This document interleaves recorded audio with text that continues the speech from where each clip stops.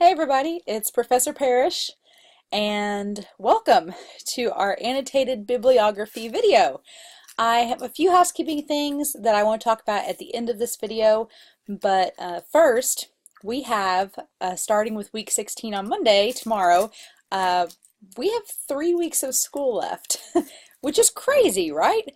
We have this coming week up until December 2nd, and then the week after that will be our last full week of class, and then the final week is finals week, which we'll talk about a little bit at the end of this video. But yeah, things are going to rapidly wind down. Now, we didn't have a video last week, or rather Thanksgiving week, because you really only had your outline to do, which we've had guidelines and we've talked about the outline before in this class, and you had your discussion forum, which everyone seemed to, as far as the discussion forum post I read goes, everyone seemed to really enjoy the video, and the discussions you all created were fantastic. So I was really happy with how that turned out.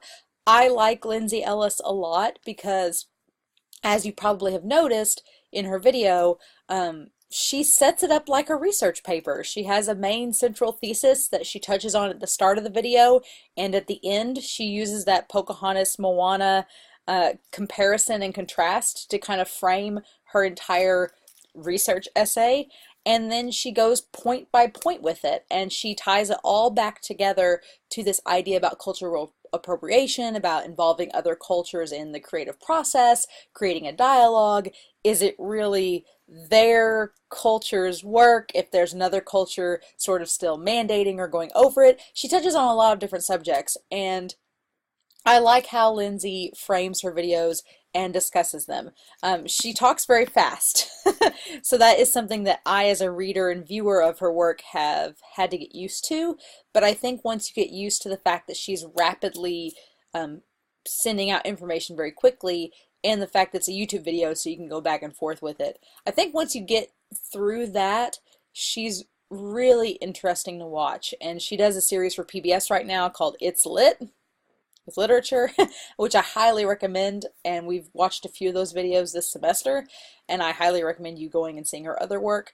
And she does a lot, she does a really cool research analysis about the Hobbit movies that if you get a chance to watch, if you like Lord of the Rings, or if you like the original Lord of the Rings trilogy, but the Hobbit you're like, it's kind of weird, why does this not feel like Lord of the Rings did? I highly encourage you to go watch her. It's a 3-part video series. So worth it. It's the stuff that they talk about that's behind the scenes with Hollywood, with labor forces, with the film industry. It is fascinating, and I really encourage you all, especially if you're going to do like film appreciation maybe here at SIC, I'd encourage you to go watch those videos because they are really interesting. But enough about that. So this coming week, week 16, you only have one assignment this week. We're not doing discussion forum for week 16, and I'm going to post a video later on this coming week, week 16, that will go over finals week and all of that. But the only assignment you have for week 16 is your annotated bibliography, and that's what we're going to talk about today.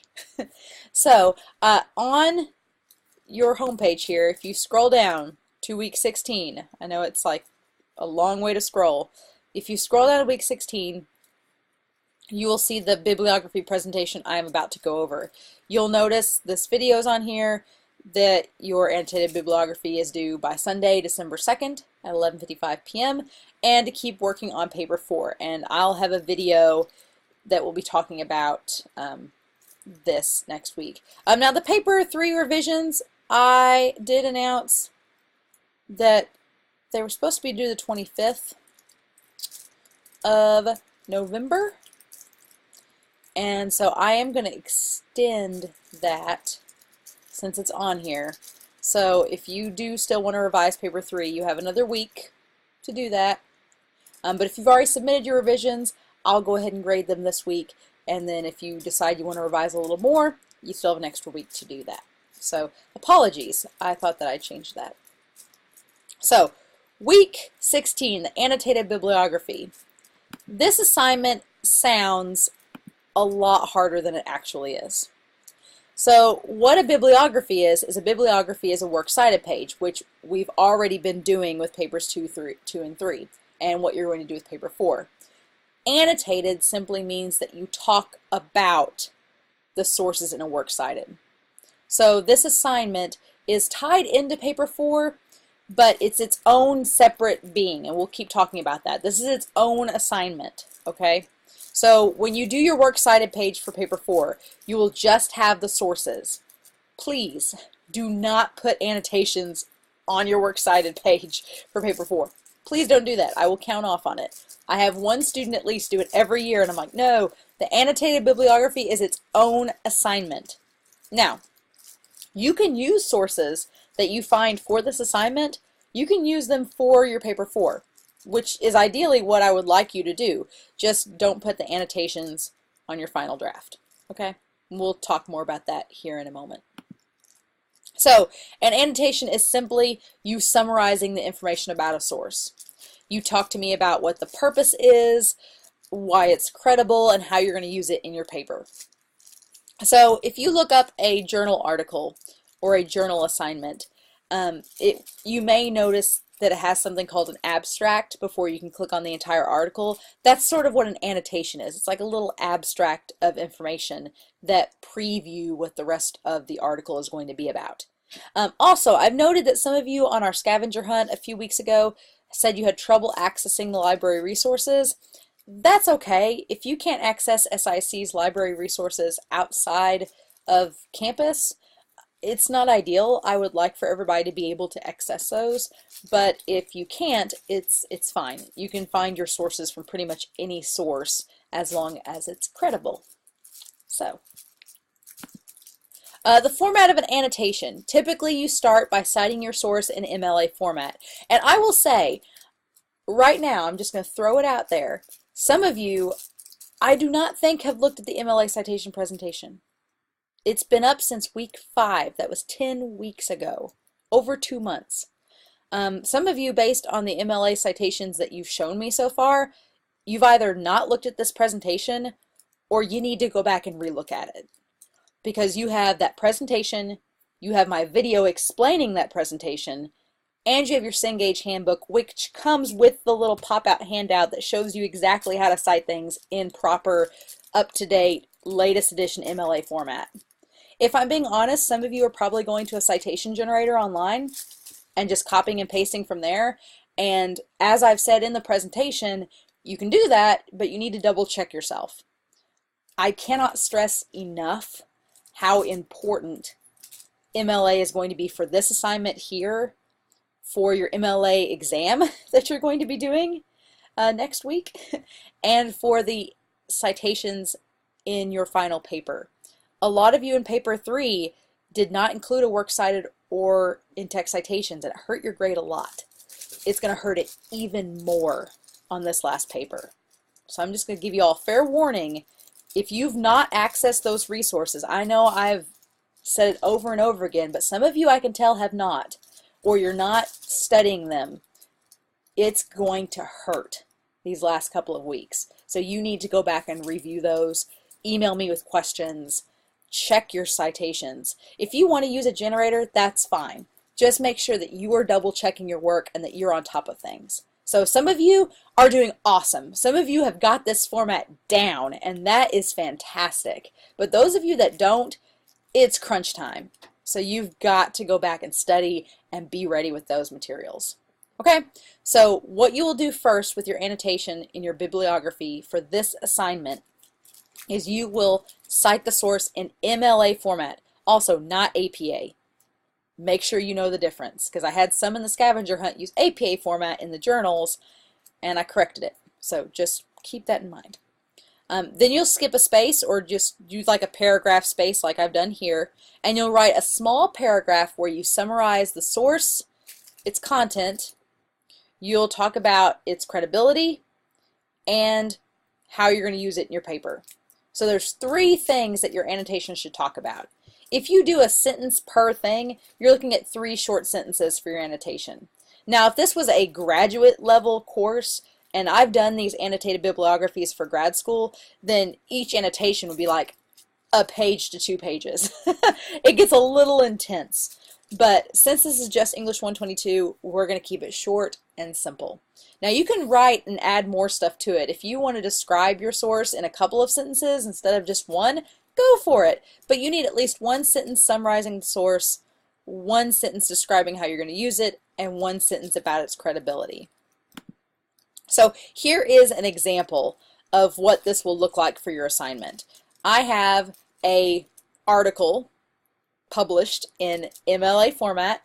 So I have my author's last name, comma, then first name. I have the article title in quotation marks. Then I have the web URL, the basic web URL in italics, and the publisher. This is where a lot of people with the scavenger hunt got a little mixed up. You may notice by now that your web URL here and your publisher look the same. And there's a reason for that. It's because anymore we have so many websites currently in existence that when marketers and owners are trying to brand themselves, they give their publishing company the same web URL. So New York Times online is NY Times. So there's a little difference there. So you'd put NY Times or nytimes.com here, but New York Times online here. So that site has a little difference. But if you do YouTube, you would have YouTube. YouTube.com is published by the company YouTube. So you can see that there are going to be some similarities sometimes, but there also may be a few differences. So just keep that in mind. Then you have the date. Please make sure you're abbreviating the month. You go day, month, year, and then you have the actual link to the article. Okay? So that's the citation. That's what you'll do first. And then you'll notice I have this small paragraph where I talk about what the article discusses. I say it's from a credible website and it's founded by this journal, which is the leading source. That's a way of describing its credibility. And I say that basically I'm going to use this site as a main source of articles to discuss my essay. Just something generic like that. I would like for this assignment to have articles and sources that you are genuinely going to use in your paper. And the reason for that is because when you cite it up here, if there's anything that I need to correct, I can do so, and you can just copy and paste the correct citation into your paper. So you're kind of killing two birds with one stone. You're getting the correct citation for your final paper, and you're doing it for this assignment. So now obviously, if you do a source for this assignment and then as you're writing your final paper you're like, no, I'm not going to use that source anymore, that's fine. This is not set in stone. You've not signed a contract in blood. You can do whatever sources that are credible for your paper, but for this assignment I would like you to find sources that will work for your final paper and are along the same topic idea as your final paper. As far as what makes a source credible, we talk about this in the MLA citation presentation, so if you've not watched that presentation, you need to go back and see it. I will say this again because I've had a student in each section this fall already do it. Wikipedia is not a credible source. About.com, wikis, they're not credible. Please do not use them unless you have checked with me. I will not count them as sources and you will lose points. So we've talked about in the MLA citation presentation why wikis don't work. Go back and review that video if you have questions about it. It's also in the presentation itself. But long story short, this is what your annotation will look like. It will be source cited, annotation. Source cited, annotation, in that order. All right? When you go to put these sources into your paper, just take the citation with you. You don't have to include the annotation. Don't copy this into your final paper. Take this and put it into your final paper. All right? And if you have questions as you're doing this assignment, and we'll talk next week about the peer review forum and all of that. If you have questions, then you can just email me and let me know. Or if you do end up putting the annotations on accident into your final draft, when I review it in our peer review next week, I'll just make a note and let you know that you don't have to have them. Okay? But this is just an assignment that not only shows me that you can find sources for your paper, but that they're credible, that you have an understanding of how you're going to use them, and that you understand how to cite them. So this assignment is kind of a big multifaceted way of both of us, myself and you, checking to make sure that your sources are going to work. Because I've been there. I as an English major, was not a procrastinator on my papers, but I did have a habit my first couple of years of college where I would immediately go online and the first source I found, I would use it. I'd be like, oh yeah, I'm going to use that source. And then when I actually went to go use it, it didn't fit. I was like, oh no, I've got to go research some more. So this is just another thing like your outline that is helping you to prevent procrastination and to be able to do more to prep for this final paper. Because some of you, I've looked at your outlines already, they're fantastic. They look wonderful. But I definitely want to see those outlines because I want to make sure that you're setting a good foundation for your paper and you're not just going head first into this paper and it not going to work, right? Because it's a big paper. So I want to make sure you guys are off to a good start. Now, the annotated bibliography is just a collection of annotations for a single paper. They are listed, like your works cited page should be, in alphabetical order from the first letter of each citation. So if you can organize in alphabetical order, I would prefer that just by whatever the first letter of the citation is. All right.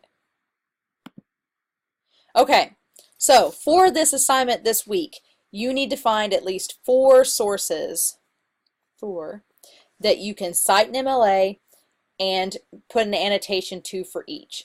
And your annotation, as we've talked about, should include a summary of what the source is about, an explanation of how you plan to use the source, even if it's something generic, like I'm going to use it to describe my topic in my introduction. Wonderful. Or you could say, I'm going to use this source to explain this point in my paper. Perfect. And then finally, a definition of what makes it usable or credible for your essay. And that will just depend on the type of source that it is.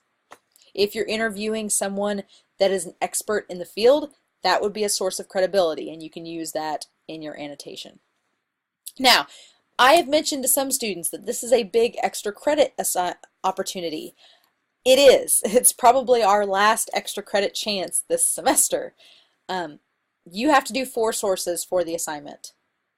This assignment is out of 50 points. It is a lot. You have 4 citations. Each annotation that you do is worth 5 points. So that's 20 points.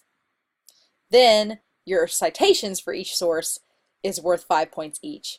So that's 20 more, so that's 40. And then the last 10 points are divided up between grammar, spelling, and mechanics. If you cite and do annotations for more than 4 sources, any source after number 4 will be extra credit. So potentially you could get, if you did 1 extra source, you could get 10 extra credit points. If you did 2 extra sources and did them correctly, you could get up to 20 extra credit points. I've had some students go as far to doing 12 extra sources cited and annotated to get like 120 bonus points. If they're done properly. Now, if you just throw some stuff together, I'm going to treat your annotations and your citations like anything else. So you may not get a full 10 points per each extra one that you do. But it's a chance for you to do extra credit and earn extra credit in this class. And it's your only chance for the rest of the semester is this assignment this week. After that, it's all on the assignments that you do. There's no extra credit post this week. So I would definitely recommend, if you are teetering between letters on your grade, or if you're really looking to gain some extra credit points, to really focus on this assignment this week. Treat it very seriously and do your best and do some extra sources. Like I said, I think the most a student's ever done is they did 12 extra sources, but they weren't perfect, so they didn't get 120 points, but they did get like 80 points, which is a significant amount. So it's up to you how much you want to do. This will be our only assignment this week, so you have a whole week to work on it, and it'll be due Sunday. Please remember to put them in alphabetical order, and if you have questions, ask me, email me. I really do not feel bothered when you email. I will be honest though, I am not someone that answers my email at 11 o'clock at night usually. So if you email me at midnight, I probably won't answer it till the next day. But I will be in my office this week, so if you need to stop by and ask questions, you can. If you need to email me, I'll be in my office to answer emails. So I will be available if that helps. But that's pretty much annotated bibliographies. The presentation is on our page right here, so if you need to re-look at it, you're welcome to. About the coming weeks, we have next week is our peer review and MLA exam. I'm going to have a video that I'm going to post in our announcements probably around Thursday this week, just to give you guys a heads up about that. And then our finals week is down here. Now, about finals week, the final exam, and I'm going to talk about this in next week's video as well. The final exam and paper 4's final draft will be all that is due. And I can't open up this folder until our finals week starts on December 9th. So until December 9th, I can't open up this folder here, so you won't be able to turn anything in before finals week, but once December 9th hits, I will open up this folder and you'll be able to access the final exam and turn in your final draft of paper 4. Please note that Friday, December 14th, is our last day of class. Unlike this week and next week, there won't be in finals week, everything's due by Friday night. There's no Saturday or Sunday submission. If you don't turn stuff in that Friday night, December 14th, it's a 0, and you cannot turn it in later under any circumstance. I am required to shut the class down. So please, those of you that have waited until the last minute to turn in your assignments, don't do that on finals week. It will not end well. I've had students that have waited till the last minute to do their exam and only got half of it done. Shuts off, you're done. I've had students try to submit their final paper at 11:54, didn't do it on time, and it wouldn't accept it. And they were out of luck. So I can't accept emails after 11:55, anything. So I'll reiterate this next week, but this due date is serious. I mean, there's no, oh, can you take this Saturday? It's, in the words of Sarabi of the Lion King, it is over. There is nothing left. Our class is done, and I go into grade mode. So just keep that in mind, all right? And if you have, obviously, if you are in a life or death situation or something that is extremely emergency oriented, we'll talk. But that has to be an extreme. You've got a note from the doctor, you've got a hospital bill, you've got something serious. If you're just like, oh, I've got a cold. No, I've taught having a cold. It's fine. So just bear that in mind, all right? But anyway, annotated bibliography is the only thing due this week. I will be grading your peer reviews or next week, but I'll be grading your revisions to paper 3 this week, those of you that have already emailed them. So if you still haven't done them, I'm going to go by what I've got on the site. I'm going to give you some extra time to send those revisions in if you've got them. All right. Otherwise, I hope you guys have a great week. I hope Black Friday, Thanksgiving was good to you. I don't Black Friday shop. I'm more of a Cyber Monday person.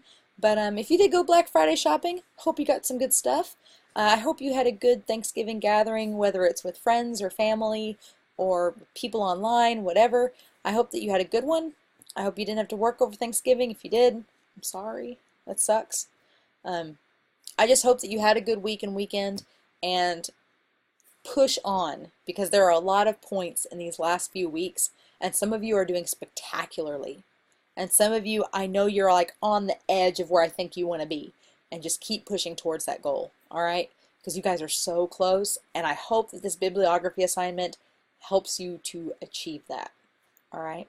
If you have any questions, let me know. Otherwise, be looking out towards the end of this week. I will be uploading my last video of the semester talking about our MLA review and peer review and finals week. All right, have a great week, guys, and I'll talk to you all later.